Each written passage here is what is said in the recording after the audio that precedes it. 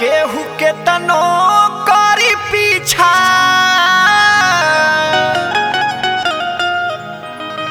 चाहे रोकी डगड़ी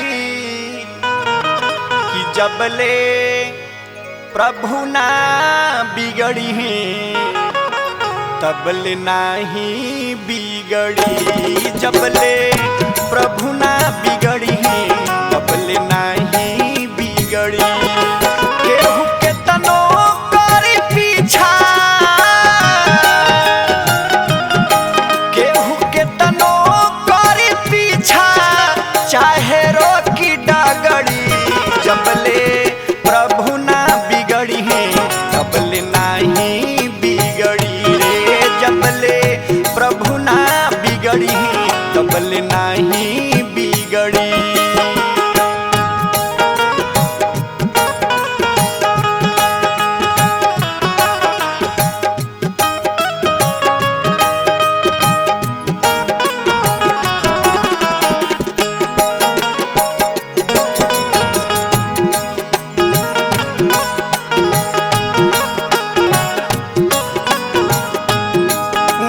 करुणा के सागर हैं सब पर बराबर नजर भाव राखीले कैसे कि बीच सभा में रोवत रहली नारी खींचे दुशासन साड़ी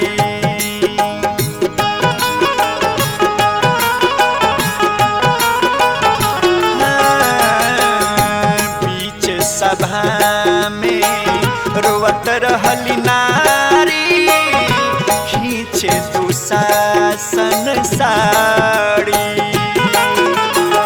कि अब तोहरा बिन केहू नइखे लाज बचाव मुरारी नंगे पाँव दौड़ी अइनी बचवनी पगरी नंगे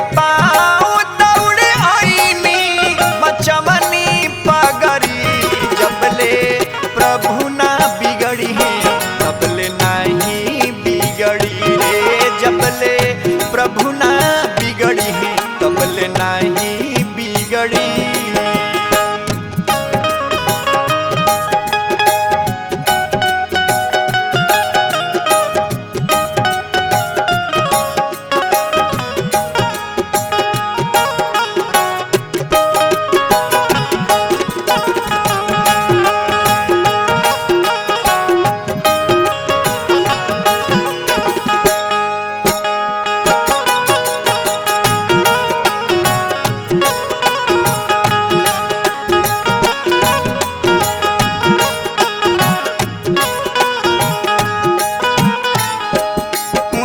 भक्त वत्सल हैं अलग अलग रूप में अवतार लेकर के भक्त की रक्षा कैले बने तो हमनी के काहे ना करी हैं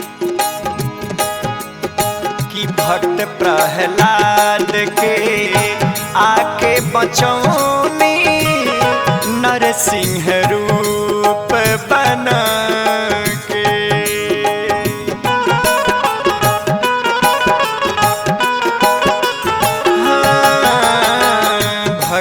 प्रहलाद के आके बचौनी नरसिंह रूप बना के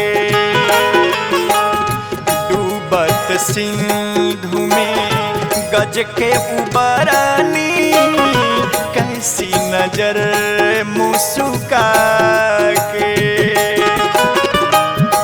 ग्राहक मारी गज के दुख हरली हनी सागरी ग्राहक मारी गज के दुख हरली हनी सागरी जबले प्रभु ना बिगड़ी तबले नाही बिगड़ी रे जबले प्रभु ना बिगड़ी तबले नाही बिगड़ी।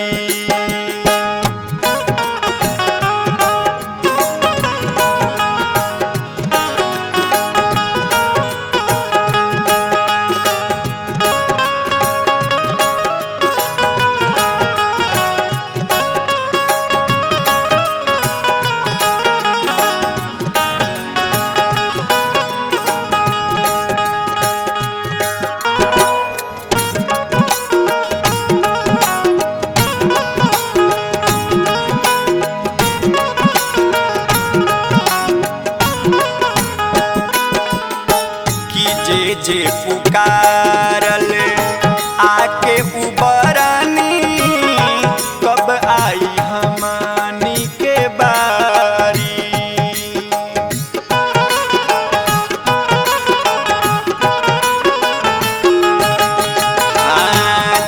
जे पुकारल आके उबरानी कब आई हमनी के बारी। कबो राम कबो कृष्ण रूप में बन गईनी कबो नारी। राहुल कहे आइब कब हमनी के नगरी। विनोद राहुल कहे आइब कब हमनी के नगरी।